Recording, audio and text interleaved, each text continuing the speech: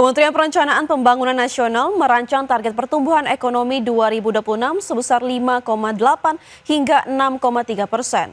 Nantinya akselerasi pertumbuhan ekonomi pada 2026 akan dititik beratkan ke kawasan timur Indonesia agar pemerataan pertumbuhan ekonomi terjadi. Pemerintah menargetkan pertumbuhan ekonomi dalam KEM PPKF 2026 sebesar 5,2 hingga 5,8%.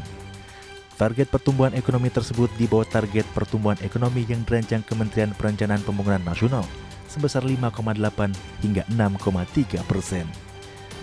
Menurut Menteri PPN yang juga Kepala Bappenas Rahmat Pambudi, target pertumbuhan ekonomi 5,8% hingga 6,3% telah diturunkan rancangannya ke level provinsi dengan perhatikan dinamika serta potensi ekonomi masing-masing daerah.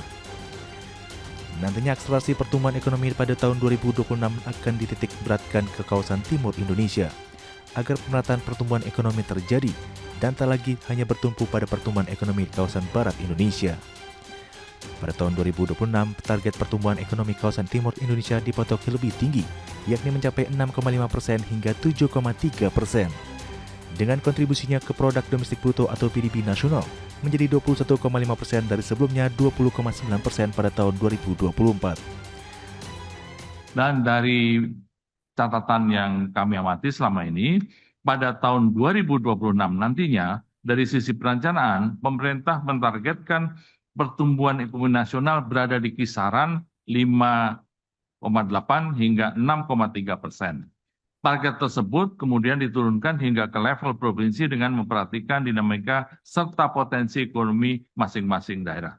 Selama ini aktivitas ekonomi masih terkonsentrasi di wilayah barat Indonesia dan ke depan melalui RKP tahun 2026 kita ingin mendorong pemerataan pertumbuhan. Kawasan timur Indonesia ditargetkan tumbuh lebih tinggi, yaitu kisaran 6,5 hingga 7,3%. Seperti diketahui dalam KEM PPKF, pemerintah menargetkan pertumbuhan ekonomi nasional pada tahun 2026 di kisaran 5,2 hingga 5,8%.